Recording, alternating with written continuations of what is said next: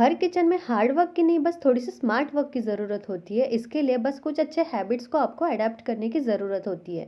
कुछ अच्छे हैबिट्स को अडेप्ट करने से अगर एक होममेकर की लाइफ चेंज हो सकती है, तो क्यों ना मैं वही सारी चीज़ें आपके साथ शेयर करूं जो मैं अपने किचन में फॉलो करती हूँ। कहते हैं हमारे लाइफ में और किचन में थोड़े बहुत बदलाव कर लेने चाहिए, जिससे हम उनसे कभी बोर नहीं होते। इसीलिए वही सारे हैबिट्स आपके साथ शेयर कर रही हूँ। अगर वीडियो पसंद आए, वीडियो को एक लाइक ज़रूर करिएगा। चैनल पर नए हैं, चैनल को सब्सक्राइब करिएगा। तो चलिए स्टार्ट करते हैं आज के इंटरेस्टिंग वीडियो को।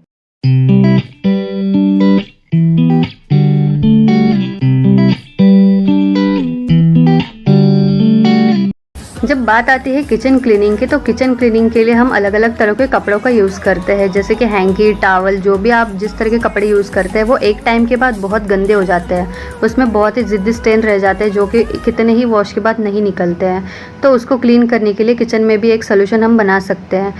तो इसके लिए मैंने यहाँ लिया है थोड़े से गर्म पानी में 1 चम्मच बेकिंग सोडा, 1 चम्मच सिट्रिक एसिड।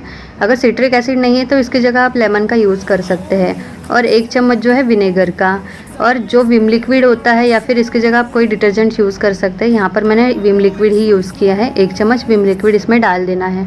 और जितने भी आपके पास गंदे कपड़े हैं किचन में यूज़ आने वाले, आप देख सकते हैं कितने ज़िद्दी स्टेन है, वो कितने ही वॉश के बाद नहीं निकल पाते हैं। तो इन सारे गंदे कपड़ों को हम आधे घंटे तक इसमें ही भिगा कर रखेंगे, जिसमें कि इसकी सारी गंदगी अपने आप निकल आएगी और आपको कोई मेहनत करने की ज़रूरत भी नहीं पड़ेगी।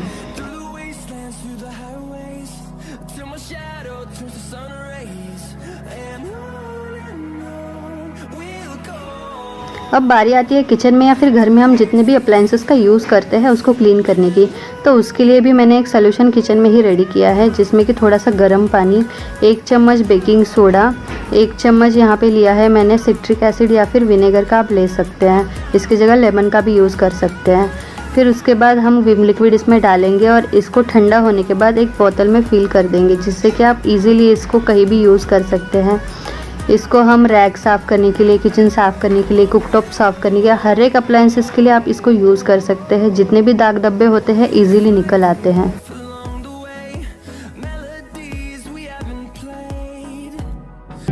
किचन में थोड़े बहुत चेंजेस कर लेने से हम अपने किचन से कभी बोर नहीं होते हैं। इसलिए किचन का कोई भी कॉर्नर अगर ऑर्गेनाइज करना है तो सबसे बेस्ट और आसान तरीका यही है कि वहाँ की सारी चीज़ें हटाकर उसे प्रॉपर क्लीन करिए। फिर साथ साथ जितनी भी चीज़ें आपको ऑर्गेनाइज करनी है वहाँ पर उसे प्लेस करके रख दीजिए।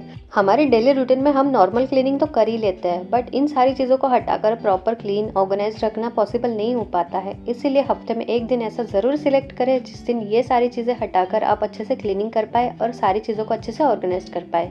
कभी कभी इसमें चेंजेस कर लेने से बहुत हद तक हमारे किचन का लुक भी चेंज होता रहता है, जिससे हम अपनी किचन से कभी बोर नहीं होते। इसीलिए वीक में मैं भी एक दिन ऐसे सिलेक्ट करती हूँ जिस दिन मैं सारे ऑर्गेनाइजर हटाकर उसे अच्छे से क्लीन कर पाऊँ, सारी चीज़ों को अच्छे से ऑर्गेनाइज कर पाऊँ। थोड़े बहुत चेंजेस मैं भी अपने किचन में करती रहती हूँ, जिससे मेरे किचन का लुक भी चेंज होता रहता है और मैं अपने किचन से कभी बोर नहीं होती। जब भी मैं ऑर्गेनाइजेशन करती हूँ आपके साथ हमेशा मैं अपने किचन की वीडियोज शेयर करती रहती हूँ। अगर आपने नहीं देखी है तो आप जल्दी से जाके चेक कर सकती है।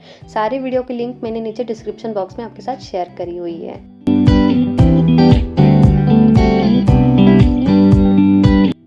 किचन अगर छोटा सा हो तो स्टोरेज की कमी तो होती है, स्पेशली नॉन मॉड्यूलर किचन होता है तो स्टोरेज की बहुत ही कमी होती है। इसलिए हमेशा ट्राई करिए काउंटर टॉप पे उतनी ही चीज़ें ऑर्गेनाइज करके रखें जितनी चीज़ों की ज़रूरत होती है। साथ साथ कुछ DIY ऑर्गेनाइजर के साथ भी आप आपकी किचन को बहुत अच्छा लुक दे सकते हैं। ज़रूरी नहीं बाहर से महंगे ऑर्गेनाइजर खरीद कर ही आप आपकी किचन को अच्छा सा लुक दे सकते हैं। मैंने भी अपने घर में बहुत सारे ऐसे DIY ऑर्गेनाइजर बनाकर रेडी किया है जो मैं अपने किचन में खुद यूज़ करती हूँ। इस तरह के जो प्लास्टिक बॉटल की हेल्प से मैंने ये कॉर्नर टेबल बना के रखा है, जो कि एक चकले से बना हुआ है। इसकी भी वीडियो मैंने आपके साथ प्रीवियस शेयर करी है, आपने अगर नहीं देखी तो वो भी मैंने लिंक दे दिया है। मेरे किचन में ये छोटा सा कॉर्नर है जहाँ पर स्पेस बहुत ही कम है, इसीलिए मैंने ये DIY ऑर्गेनाइजर बनाया था। इसके ऊपर मैं गर्म पानी की केटल रख देती हूँ, जिससे विंटर में ये बहुत ही यूजफुल होते हैं। फ्रीक्वेंटली गर्म पानी का यूज़ होता है, इसीलिए मैंने यहाँ पर ये जगह बनाई थी। साथ साथ जितने भी चीज़ें वहाँ पर रखने के लिए मैं यूज़ करती हूँ तो वो सारी चीज़ें क्लीन करके फिर इसे ऑर्गेनाइज करके रख देती हूँ, जिससे कि कुकटॉप के बगल में होने के कारण इसमें बहुत सारे ऑयल के छींटे उड़ जाते हैं तो ये ग्रीसी हो जाते हैं।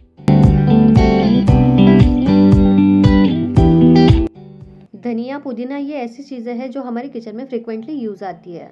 अगर मार्केट से इन्हें खरीदने जाओ तो इसका रेट हमेशा बढ़ा हुआ दिखता है और स्पेशली समर में इनका रेट बहुत ज़्यादा बढ़ जाता है, तो हम बार बार इसे बाहर से खरीद नहीं सकते।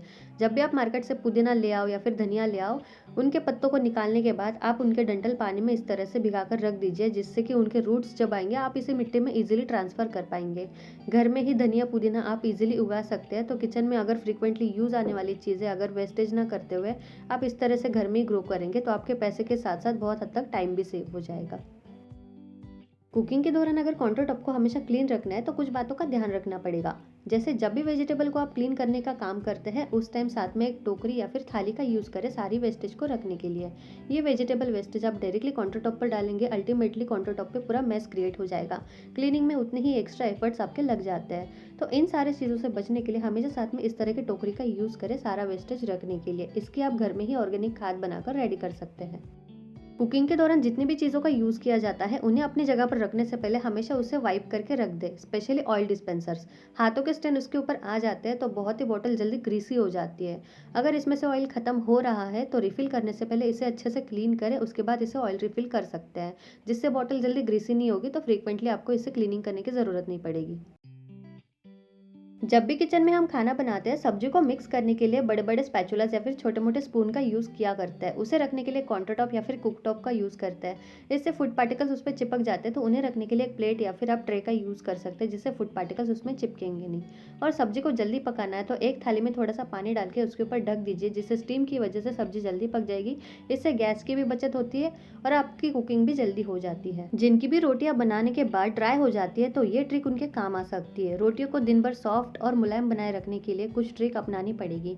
जब भी आप आटा ले रहे हैं उसमें थोड़ा सा सॉल्ट मिक्स कर लेना है। अच्छे से मिक्स करके स्टार्टिंग में आपको थोड़ा थोड़ा पानी मिक्स करके उसे अच्छे से गूंथ लेना है।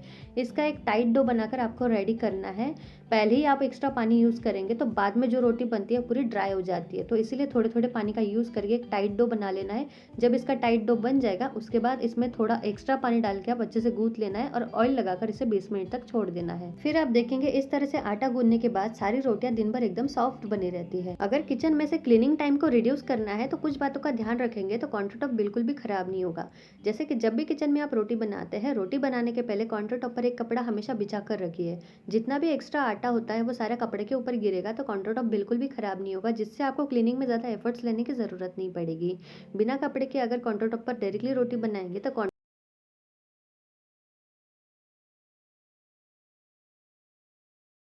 रख सकते हैं।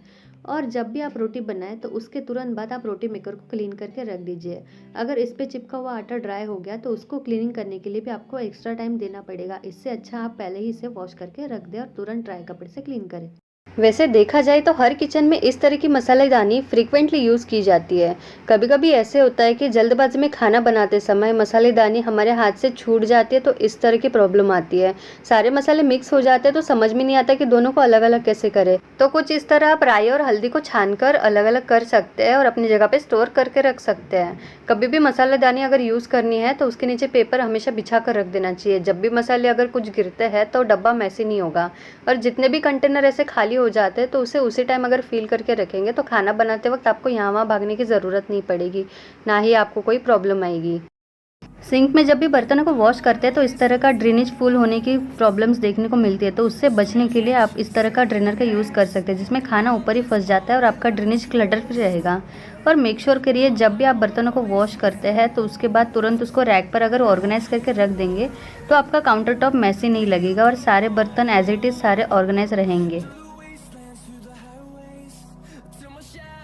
जब भी हमारा खाना होता है तो लेफ्ट ओवर फूड होता है वो ऐसे ही बड़े बर्तनों में हम रख देते हैं, तो पूरा गैस एकदम अनटाइनी लगने लगता है और पूरा काउंटर टॉप भी मैसी लगता है। तो इससे अच्छा आप छोटे बर्तनों में उसको तुरंत ही निकाल दें और सारे जो बड़े बड़े बर्तन हैं उसको उसी टाइम वॉश करके रख देंगे तो आपका काउंटर टॉप भी क्लीन रहेगा। जब बात आती है ग्लास कुकटॉप को क्लीन करने की तो उसके साथ साथ बहुत सारे प्रिकॉशंस लेने पड़ते हैं। जैसे जब भी हम इस ग्लास को क्लीन करने के लिए इस तरह के तार का स्क्रबर यूज़ करते हैं तो वो नहीं करना चाहिए, जिससे कि आपके कुकटॉप में बहुत सारे स्क्रैचेस आ जाते हैं। तो जब भी आपको गैस क्लीन करना होगा तो इस तरह का स्पॉन्जी स्क्रबर का यूज़ कर सकते हैं, ना ही उसमें स्क्रैचेस आएंगे और आपका गैस भी अच्छा क्लीन हो जाएगा। और मेक श्योर करिए जब भी आपको खाना बनाने के बाद गैस क्लीन करना है तो थोड़ी देर वेट कर ही गैस क्लीन करें, जिससे कि आपके ग्लास को भी कोई प्रॉब्लम नहीं आएगी, क्योंकि गर्म होने के बाद वो टूटने के बहुत सारे चांसेस होते हैं। इसलिए ठंडा पानी कभी भी उसमें यूज़ नहीं करना चाहिए।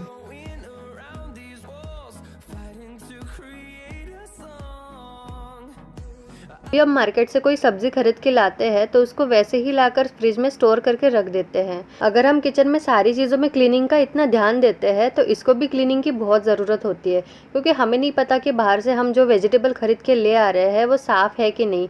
बहुत सारे लोगों के उसमें हाथ लगते हैं, कैसे पॉलीथीन में उसको भरा जाता है, कुछ पता नहीं होता है। तो जब भी हम बाहर से कोई सब्जी कोई फ्रूट्स खरीद के लाते हैं तो घर में लाकर उस पर एक बार वॉश करके फिर फ्रिज में स्टोर कर देना चाहिए, जिससे कि क्लीनिंग भी मेंटेन रहेगी, सारे जो आपके ऑर्गेनाइजर है वो भी गंदे नहीं होंगे, एकदम साफ रहेंगे। मोस्टली जो जर्म्स होते हैं वो ठंडी जगह पे ज़्यादा पनपते हैं, तो हम कभी कभी लेफ्ट ओवर फूड फ्रिज में ऐसे ही स्टोर करके रख देते हैं। तो अगर सब्जियां बिना धोए फ्रिज में स्टोर करके रखेंगे तो जो जर्म्स की प्रॉब्लम होती है वो भी आपको फेस करनी पड़ेगी, जो कि पेट दर्द वगैरह वो सारे इश्यूज हो जाते हैं। और वैसे ही वेजिटेबल के साथ साथ आलू को भी धोना ज़रूरी होता है, क्योंकि इसमें भी बहुत सारी मिट्टी फंसी होती है। इसे अगर ऐसे ही आप ऑर्गेनाइजर में रख देते हैं तो सारी मिट्टी सारी नीचे ही गिर जाती है, तो आपके ऑर्गेनाइजर भी ख़राब हो जाते हैं। इसे थोड़ी देर पानी में भिगा कर अगर रखेंगे तो सारी मिट्टी ईजिली निकल आएगी, तो सारे ऑर्गेनाइजर भी क्लीन रहेंगे और आपका हाइजीन भी मेंटेन रहेगा। किचन में खाना बनाते वक्त बहुत ही टाइम टेकिंग प्रोसेस हो जाता है, क्योंकि हम खाना बनाते वक्त खाने को बॉईल करने के लिए ठंडे पानी का यूज़ करते हैं। इससे हमारा गैस तो एक्स्ट्रा लगता ही है, साथ साथ हमारा टाइम भी बहुत हद तक उसमें लग जाता है।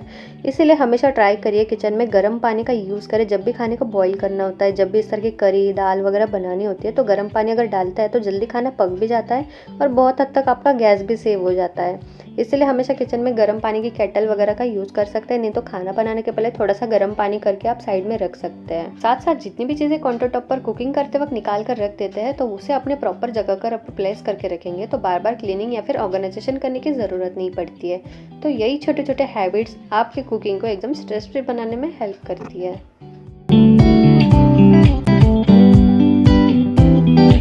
आपको मेरा ये वीडियो पसंद आया होगा तो इस वीडियो को एक लाइक ज़रूर कर सकते हैं, क्योंकि आपका एक लाइक मुझे बहुत ही मोटिवेट करता है। तो इसी तरह अगर आपको मेरे बाकी वीडियोस भी पसंद आए होंगे तो आप वो भी देख सकते हैं, उसको भी लाइक करिए। चैनल पर नए हैं तो चैनल को सब्सक्राइब भी करिएगा, जिससे आने वाली हर वीडियो की नोटिफिकेशन आपको मिलती रहेगी।